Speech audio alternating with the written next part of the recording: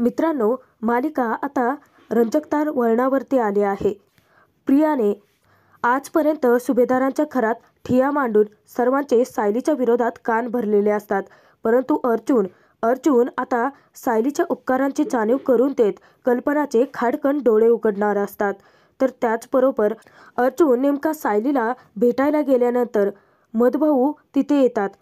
तर मीडियावाल्यांनी कॉन्ट्रॅक्ट मॅरेजच्या प्रकरणाचं भांडवल केलेलं असतं आणि मधुभाऊ सायलीवरती नको नको ते घाणेरडे आरोप लावलेले असतात. परंतु तेच आरोप खोडून काढत अर्जुन त्या दोघांची ढाल बनून त्यांच्या समोर उभा असतो. काही गुंडांनी अर्जुनवरती हल्ला देखील केलेला असतो. कदाचित ती प्रिया किंवा साक्षीनेच पाठवलेली गुंड असावीत. आणि अर्जुन ज्यावेळी मार खाऊन बेशुद्ध पडतो तर सायली मधुभाऊनं विरोध करते आणि धावत अर्जुनकडे जाऊन सर्वांच्या साक्षीने अर्जुनवरच्या प्रेमाची कबुली देते. लगेचच अर्जुन देखील शुद्धी देतो आणि सायलीला आपल्या मिठीत घेतो. आता या तिन्ही घटना नक्की कशा घडतील? कल्पना सायलीचा स्वीकार करेल का? आणि मधुभाऊ अर्जुन सायलीचं प्रेम समजून घेतील? तेच आपण या भागामध्ये पाहणार आहोत. तर हा भाग शेवटपर्यंत नक्की बघा आणि हा भाग नक्की कसा वाटेल ते कमेंट करून नक्की कळवा. ठरलं तर मग मालिकेच्या आजच्या 18 जानेवारीच्या भागात अर्जुनने शीतलद्वारे आपली चिठ्ठी सायलीपर्यंत पोहोचवण्याचा प्रयत्न केलेला असतो. जाता जाता शीतल सायलीला म्हणते, तुम्ही आणि अर्जुन भाऊ दोघेही मेड फॉर इच अदर आहात. तेव्हा शीतलचं असं बोलणं सायली कुसुमला जरा अजबच वाटतं आणि ती हसून तेथून निघून जाते. सायली म्हणते की हे काय आता नवीनच.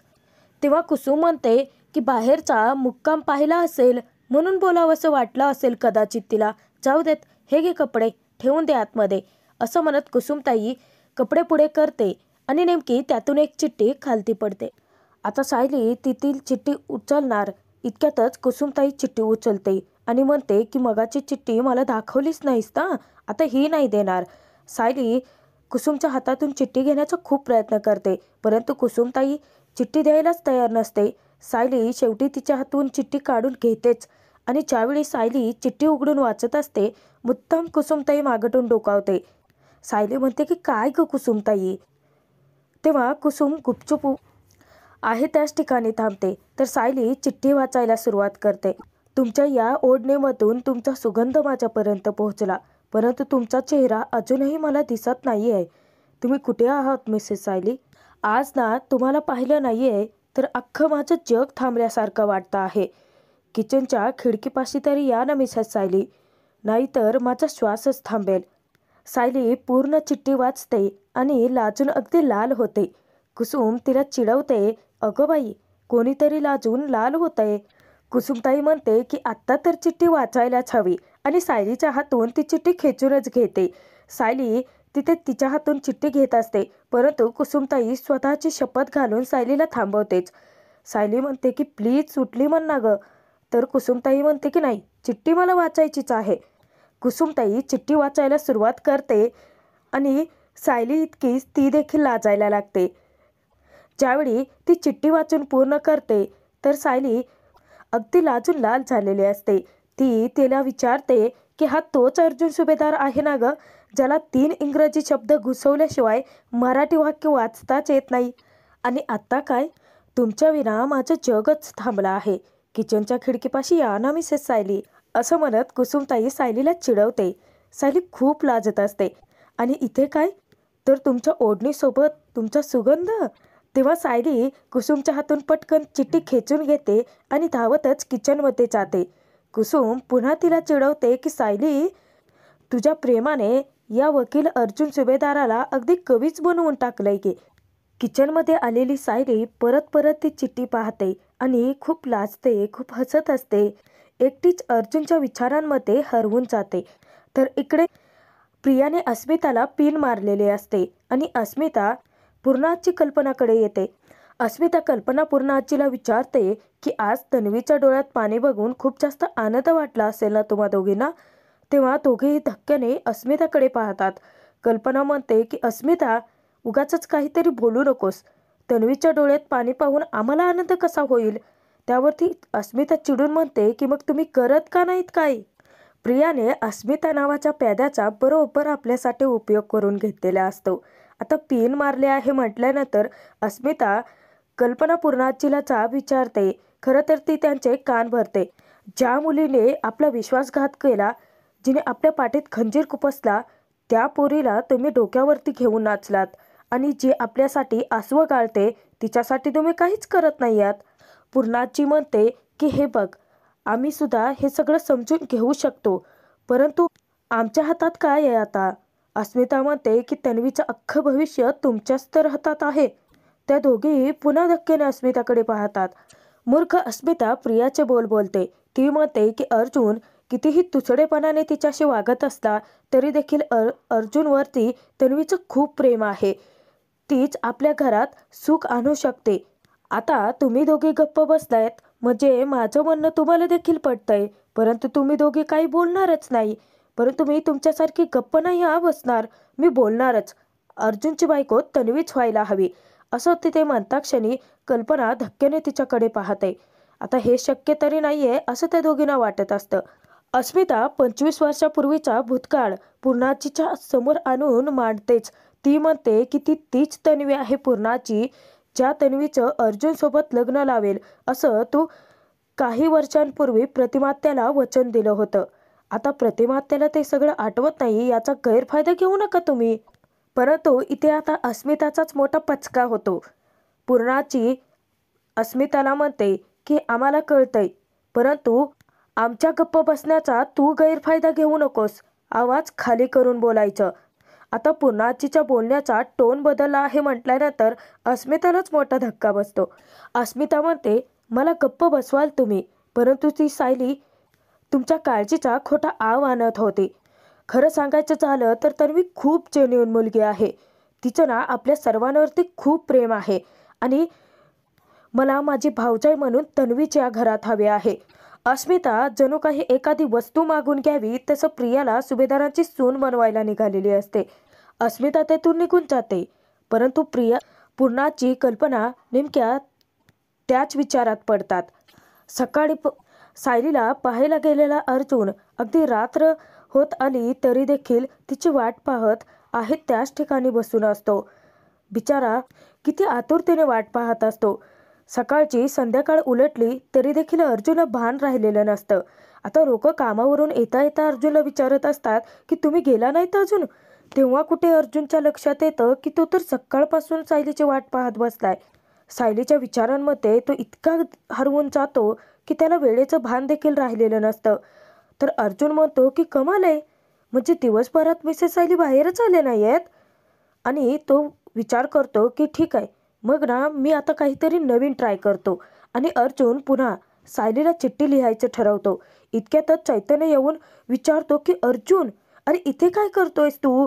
सकाळपासून मी तिला किती कॉल लावले आहेत, तू एकही फोन उचललेला नाही आहेस माझा, आणि इथे काय करतोयस तू? असं चैतन्याने विचारताच अर्जुन म्हणतो की काय करतोय म्हणजे? वाट पाहतोय. मिसेस सायली येतील ना, त्यांची वाट पाहतोय. चैतन्य आश्चर्याने विचारतो की म्हणजे अर्जुन, सकाळपासून तू इथे सायली वहिनी येण्याची वाट पाहतोय? आणि चैतन्य डोक्यालाच हात लावतो. चैतन्य अर्जुनला म्हणतो की अरे, मजनूने लैलावरती, रोमियोने ज्युलियटवरती इतकं प्रेम केलं नसेल, त्यांच्यासाठी सुद्धा त्यांनी इतकं काही केलं नसेल. तेव्हा अर्जुन म्हणतो की अरे नसेलच केलं, कारण मी जेवढं मिसेस सायलींवरती प्रेम करतो ना, तेवढं या जगात कोणी कुणावरतीच करू शकत नाही. चैतन्य अर्जुनला म्हणतो की मी सकाळपासून ना 4 मीटिंग करून आलो आहे, 4. आणि तू साधं सायली वहिनींसोबत 1 मीटिंग देखील करू शकला नाही. चैतन्य मुद्दाम त्याला हिणवतो. तर अर्जुन म्हणतो की कसं आहे ना चैतन्य, लैला आणि मजनू, रोमियो ज्युलियट यांच्या लव्ह स्टोरीमध्ये मधुभाव नव्हते ना, त्यामुळे त्यांची लव्ह स्टोरी अगदी इझी असेल. चैतन्य म्हणतो की त्यांची लव्ह स्टोरी आणि सिम्पल. चैतन्य, अर्जुन तुला ना त्यांच्याबद्दल काहीच माहिती नाही आहे. आता अर्जुन विचार करत असतो की सायलीला पाहण्यासाठी तो नक्की काय करू शकेल, आणि त्याला भन्नाट आयडिया सुचते. अर्जुनचं लक्ष फुलवाल्या काकांकडे जातं. तो त्यांना बोलावून घेतो आणि फुलं एका ठिकाणी द्यायच्यात असं सांगतो. तेव्हा ते काका म्हणतात की नाही, मी धंदा आत्ताच बंद केला आहे आणि मला घरी जायचं आहे. अर्जुन त्यांना थांबवतो आणि म्हणतो की तुम्हाला जास्त लांब जायचं नाही आहे, फक्त ही समोरची खोली आहे ना, इथेच फुलं नेऊन द्यायची आहेत. आता ते काका फुलं द्यायला तयार होतात. अर्जुनला सायलीसाठी फुलं पाठवायची असतात. तेव्हा चैतन्याला तो पाठमोरा एखाद्या खांबासारखा उभा करतो आणि सायलीसाठी पुन्हा नव्याने चिठ्ठी लिहायला सुरुवात करतो. बिचारा चैतन्य आधीच्याच एवढ्या मीटिंग करून वैतागलेला असतो, त्यातून तो अर्जुनला आणखीनच वैतागतो. अर्जुनचं नक्की चाललंय काय त्याचं त्यालाच कळत नसतं. अर्जुनने सायलीसाठी पत्र लिहिलेलं असतं आणि त्या फुलांच्या पुडीमध्ये बांधून तो त्या संतोषला सायलीच्या घरापर्यंत पोहोचवायला सांगतो. तर तो निघून जातो. इतक्यातच चैतन्य इशाऱ्याने अर्जुनला सावध करतो की मधुभाऊ आला आहेत आणि मधुभाऊ येत्या क्षणी अर्जुनवरती खूप चिडतात. तर चैतन्य तिथे अर्जुनला म्हणतो की कौतुक करत नव्हते ते. त्यावरती अर्जुन म्हणतो की तसंच प्रेम करतात ते माझ्यावरती, तू जाऊ देत सोड. आता अर्जुन खूप घाबरलेला असतो. त्याची चांगलीच भंबेरे उडते, कारण मधुभाऊ ज्यावेळी संतोषला समोर पाहतात ते विचारतात की तू तर बाजारात बसून फुले विकतोस ना रे, मग आज घरापर्यंत कसं पोहोचलाच. आता मधुभाऊंचे प्रश्न काही संपत नसतात आणि चैतन्य अर्जुनचे घाबरगुंडी उडालेली असते. अर्जुन चैतन्य इकडून इशाऱ्याने कुसुमला सांगतात की ती फुलं त्याने पाठवली आहेत. कुसुमताई कसं तरी अर्जुनला मधुभाऊंपासून वाचवते. मधुभाऊंना ती सांगते की संतोषला मीच फुलं घरी देऊन जायला सांगितले होते. उद्या म्हटलं देवासाठी छानसा हार करावा. तेव्हा मधुभाऊ म्हणतात की असं आहे का, बरं केलंस. आणि त्यानंतर ते घरात निघून जातात. कुसुममुळे अर्जुन थोडक्यात बचावलेला असतो. मधुभाऊंना पाहता क्षणी अर्जुन खूपच घाबरलेला असतो. चैतन्य म्हणतो की आता मधुभाऊंनी जर ती फुलं तू ती पाठवल्यात पाहिलं असतं ना, तुझा बँड वाजला असता. तेव्हा अर्जुन म्हणतो की अरे घाबरवू नकोस ना रे, पाहिलं तर नाही आहे ना. घरात मधुभाऊ खूपच चिडलेले असतात. ते कुसुमला विचारतात की तो निर्लज्ज माणूस सकाळपासून इथेच ठिया मांडून बसलाय का. कुसुम निमूटपणे मान हलवून होकार देते. मधुभाऊ पुन्हा प्रश्न विचारतात की तो आत आला होता का. कुसुम नकार देते आणि मधुभाऊ परत प्रश्न विचारतात की मग सायली बाहेर गेली होती का. तेव्हा कुसुम म्हणते की मधुभाऊ, अहो असं काय करताय तुम्ही. सायली तुमची पिशवी घ्यायला नेहमी बाहेर येते ना, तुमच्या आज्ञेचे ती पालनच करते आहे. सायली सकाळपासून आतल्या खोलीतून इथे सुद्धा आलेली नाहीये हो. उगाच तिच्यावरती संशय नका ना घेऊ मधुभाऊ, तुम्ही ना गुपचूप बसा, असं ती त्यांच्यावरती ओरडते. आता मधुभाऊ रागाने पाहतात म्हटल्यानंतर कुसुम म्हणते की नाही म्हणजे तुम्ही शांतपणे बसा, मी तुमच्यासाठी जेवण घेऊन येते. ती मधुभाऊंना शांत ठेवण्याचा प्रयत्न करते आणि सायलीजवळ जाऊन ती म्हणते की अगं यामध्ये ना फुलं आहेत, तू देवासाठी छान हार बनवून घे ना.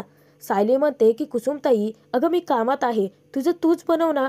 कुसुम सायलीजवळ जाते आणि हळुवारपणे तिला सांगते की या फुलांचा खरं तर हार नाही, गजरा करायला हवा. आणि इशाऱ्यातच तिला कळतं की ती फुलं अर्जुनने पाठवली आहेत. सायली अगदी आतुरतेने ती फुलाची पुडी उघडते तर त्यामध्ये एक चिठ्ठी असते. सायली खूप खुश होऊन ती चिठ्ठी वाचायला सुरुवात करते. अर्जुनने चिठ्ठीमध्ये लिहिलेलं असतं की आता अंधार पडलाय म्हणून ही फुलं कदाचित कोमेजले असतील, परंतु तुम्ही कधीच कोमेजणार नाहीत मिसेस सायली. आत्ता तर अंधार पडला आहे मिसेस सायली, तुम्ही अजूनही मला चेहरा दाखवलेला नाही आहे. 2 मिनिटासाठी तरी मला चेहरा दाखवा ना तुमचा मिसेस सायली, नाहीतर मी अख्खी रात्र इथे बसून राहील, असं त्या चिठ्ठीमध्ये अर्जुनने लिहिलेलं असतं. तेव्हा सायलीला आता कळत नसतं की अर्जुनचं नक्की करावं तरी काय. तो अगदी हट्टालाच पेटलेला असतो की जोपर्यंत तो सायलीला पाहत नाही तोपर्यंत तो तेथून जाणारच नाही. मला इथून चंद्र दिसेलही मिसेस सायली, परंतु तो तुमच्या इतका सुंदर नसेलच, असं अर्जुनने चिठ्ठीत लिहिलेलं असतं. सायली जेव्हा वाचते तेव्हा ती खूप लाजून लाल होते आणि खूप हसतही असते. अर्जुनची चिठ्ठी वाचून सायली खूप खुश झालेली असते. आता अर्जुनला धीर धरवत नाही. अर्जुन पेन वही चैतन्याच्या हाती सोपवतो आणि धावत जातो. तो अगदी मधुभाऊंपासून नजर चोरून खिडकीतून म्हणजेच किचनच्या खिडकीतून सायलीला पाहतो. ज्यावेळी अर्जुन आणि सायली दोघांची एकमेकांची नजरानजर होते, दोघेही एकमेकांना पाहून खूप खुश झालेले असतात. अगदी आनंदाने वेडेपिसे होतात की अर्जुनने सकाळपासून सायलीला पाहिलेलं नसतं आणि जेव्हा सायली त्याच्या नजरेस पडते तर तो त्याचा आनंद शब्दात देखील सांगू शकत नसतो की सायलीला पाहून तो किती खुश आहे. दोघेही एकमेकांना पाहत हसत असतात फक्त. अर्जुनला तर आता काय करावं आणि काय नाही असं झालेलं असतं. तर सायली देखील खूप हसत असते. अर्जुन हाताच्या इशाऱ्यानेच सायलीने त्याची पत्र वाचलेत का असं विचारतो आणि सायली मान हलवून होकार देते. तेव्हा तर अर्जुनच्या डोळ्यात आनंदाश्रू दाटून येतात. आता या सगळ्यांमुळे अर्जुनला हळूहळू एक गोष्ट लक्षात येते की सायली देखील त्याच्या प्रेमात आहे. आणि अचानकपणेच अर्जुन आनंदाने वेडा होत चैतन्याला म्हणतो की चल चैतन्य, झालं माझं काम. अर्जुन सायलीला इशाऱ्यानेच विचारतो की मी जाऊ ना घरी. तेव्हा सायली फक्त हसत असते. जाता जाता अर्जुन सायलीला बाय करतो, परंतु अर्जुनला सायलीला असंच पाहतच राहावंसं वाटतं. अर्जुनचा पायच निघत नसतो आणि सायलीला देखील अर्जुनने आपल्या नजरेपासून दूर होऊच नाही असं वाटत असतं. शेवटी अर्जुन हा सायलीला बाय करून घरी निघूनही जातो. सायली अगदी वाकून वाकून अर्जुनला पाहत असते. अर्जुनच्या या वेडेपणाचं काय करावं ते सायलीला कळत नसतं. तर तोचपर्यंत इकडे कारस्थानी प्रिया कल्पनाचे कान भरते. ती म्हणते की मामी, तू पूर्वी किती फ्रेश दिसायचीच ग, परंतु आत्ता किती थकल्यासारखे वाटते. मी अशा अवस्थेमध्ये तुला नाही पाहू शकत. कल्पना देखील म्हणते, काय करायचं तन्वी, मनातून काही माणसांचे विचार जातच नाहीत. आता हे सगळे ती सायलीबद्दलच बोलते. परंतु तन्वी, तू अजिबात काळजी करू नकोस. इथून पुढे मी तुला थकल्यासारखी कधीच नाही दिसणार. खरं तर ना, मला आत्ता अपराधी वाटतं आहे की आम्ही तुझ्याकडे खूप दुर्लक्ष केलं अगं, आणि नको त्या माणसावरती विश्वास ठेवला. कल्पनाला प्रिया म्हणते की ती सायली आपल्या आयुष्यातून कायमची निघून गेली आहे. तिची ती निगेटिव्हिटी देखील इथे आपल्यासोबत नाही आहे. त्यामुळे तू अजिबात काळजी करू नकोस मामी. आणि हे बघ, तू ना आत्ता आराम कर, मी येते हा, असं सांगून प्रिया निघून जाते तेथून. परंतु प्रियाने कल्पनाचे कान भरायचे ते भरलेलेच असतात. नेमका अर्जुन तिथे आलेला असतो. अर्जुनने प्रियाचं सगळं बोलणं ऐकलेलं असतं. अर्जुन पटकन सावध होतो. प्रिया येऊन विचारते की अर्जुन, तू इथे, तू केव्हा आलास? हे बघ, मला सांग, तुला कॉफी हवे की डायरेक्ट जेवणाचं ताटच वाढू तुला? प्रिया तर तिथे आता चांगला रुबाबच झाडते. अर्जुन तिला तिची जागा पुन्हा दाखवून देतो. तो म्हणतो की तन्वी, हे घर माझं आहे हे तू विसरतेस वाटतं. मी नाही, तू गेस्ट आहे या घराची. आणि तसंही तुला आमच्या घरच्या किचनमध्ये जायची काहीच गरज नाही आहे. सो तू जाऊ शकतेस. मला माझ्या मम्माला भेटायचं आहे, असं म्हणत अर्जुनने प्रियाला तिची लायकी दाखवून दिलेली असते. परंतु प्रियाला त्याची काही फिकीरच नसते. प्रिया तात्पुरते अर्जुनच्या समोरून जाण्याचं नाटक करते, परंतु तिला कल्पना अर्जुनमधलं बोलणं ऐकायचं असतं आणि ती पुन्हा परत येते. अर्जुन जाऊन कल्पनाला म्हणतो की मम्मा कशी आहेस तू? कल्पना अर्जुनला पाहता क्षणी तोंड फिरवते. अर्जुन थोडासा हळवा होतो आणि विचारतो की एवढंही माझ्याशी बोलणार नाही आहेस का मम्मा तू? बरं असू देत, परंतु मला तुझ्याशी बोलायचं आहे मम्मा. तुझा राग माझ्यावर तर अजूनही कमी झालेला दिसत नाही आहे. अगं, परंतु माझी बाजू तुला माहितीच नाही आहे मम्मा. एक्झॅक्टली मी ते सगळं का आणि कशासाठी केलं ते मी तुला सांगायला आलो आहे. प्लीज माझं बोलणं एकदा ऐकून घेशील ना मम्मा? असं अर्जुनने विचारताच कल्पना तोंड फिरवून तेथून निघून चाललेली असते. अर्जुन कल्पनाचा हात धरून तिला थांबवतो आणि म्हणतो की आज तुला सगळं ऐकावं लागेलच मम्मा. कल्पना बसते अर्जुनपाशी, परंतु ती त्याचा हात झटकून लावते. पुढे अर्जुन कल्पनाला म्हणतो की आपल्या दोघांचा बॉन्डच असा आहे की आपण दोघे कोणत्याही टॉपिकवरती बोलू शकतो आणि आपण दोघे तितके चांगले फ्रेंड्ससुद्धा आहोत ना. परंतु कल्पना फक्त अर्जुनकडे पाहते. ती काही बोलतच नाही. अगं मम्मा, तू तुझ्या रागाच्या भरामध्ये लॉजिकली विचार करायचंच विसरून गेली आहेस. हे बघ, मिसेस सायली आणि मी, आम्ही दोघांनी एक महत्त्वाची गोष्ट तुझ्यापासून लपवली. तुला फक्त तेवढंच दिसतं आहे. परंतु मम्मा, मिसेस सायलीनी या घराला आपलं मानून घेतलं, आपल्या माणसावरती जीवापाड प्रेम केलं आणि मी तुला हे सगळं समजावण्याचा प्रयत्न करतोय मम्मा. परंतु आगीत तेल ओतायला इथे काही माणसं आहेतच. अर्जुन वकिली बुद्धीचा आणि प्रिया बरोबर आपलं सगळं बोलणं ऐकते हे अर्जुनने हेरलेलं असतं आणि अर्जुनचा मेसेज प्रियापर्यंत पोहोचलेला असतो. प्रिया थोडीशी घाबरते आणि तितकीच चिडलेली देखील असते. कल्पना तिथे उलट अर्जुनला विचारते की अच्छा, म्हणजे तन्वी कशी चुकीची हे सांगण्यासाठी तू इथे आलायस का? तेव्हा अर्जुन म्हणतो की नाही मामा, हे सगळं मी का आणि कशासाठी केलं हे सांगण्यासाठी इथे आलो आहे. तर आजचा हा भाग इथे संपतो आहे. पुढील भागात आपण पाहणार आहोत प्रिया साक्षीने अर्जुनला सायलीला कायमचं दूर करण्यासाठी काही गुंड पाठवलेले असतात, परंतु सायलीची ढाल बनून अर्जुन त्यांना लढा द्यायला सज्ज असतोच. अर्जुन त्या गुंडांची कुत्र्यासारखी धुलाई करत असतो. इतक्यातच सायली मधुभाऊंसोबत धावत तिथे येते आणि सायली अर्जुनला हाक मारते. तेव्हा अर्जुन चलक्ष सायलीकडे जातं आणि इतक्यातच काही गुंड अर्जुनला जोरजोराचं मारायला सुरुवात करतात. ती गुंड अर्जुनला बेदम मारत असतात आणि अर्जुनसाठी सायलीचा जीव तिळतिळ तुटत असतो. परंतु निर्दयी मनाचे मधुभाऊ सायलीची अर्जुनसाठी होणारी तळमळ जाणूनच घेत नसतात. सायली मधुभाऊंना कळकळीची विनंती करते की मला जाऊ द्यात मधुभाऊ. कोर्टामध्ये तुमच्यासाठी आणि कोर्टाच्या बाहेर माझ्यासाठी आजपर्यंत फक्त लढत आला आहे हा माणूस. आज यांच्यासाठी लढा देण्याची वेळ माझी आहे मधुभाऊ. आता मधुभाऊ ऐकत नसतात. अर्जुन हात जोडून मधुभाऊंना विनंती करत असतो, माफी मागत असतो. परंतु इतक्यातच एक गुंड येऊन अर्जुनच्या डोक्यात वार करतो आणि अर्जुन जागीच बेशुद्ध होतो. सायली अखेर मधुभाऊंना विरोध करतेच. मधुभाऊंचा हात झटकून सायली अर्जुनकडे धाव घेते.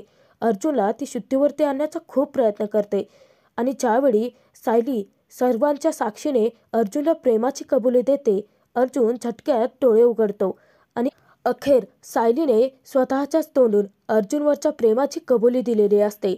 अर्जुन खूप खुश होतो. सायली कसंबसं तरी अर्जुनला उठवते आणि सगळ्यांच्या समोर अर्जुन सायलीला आपल्या मिठीत घेतो. दोघेही खूप खुश असतात. तर एक गुंड उठतो आणि ज्यावेळी तो अर्जुनच्या डोक्यात असा घाव घालणार, अर्जुन त्याला जागीच रोखून धरतो. आता पुढे नक्की काय घडेल? सायलीने अर्जुनवरच्या प्रेमाची कबुली दिली आहे. एकीकडे कल्पना, दुसरीकडे मधुभाऊ. या दोघांचं प्रेम समजून घेतील का?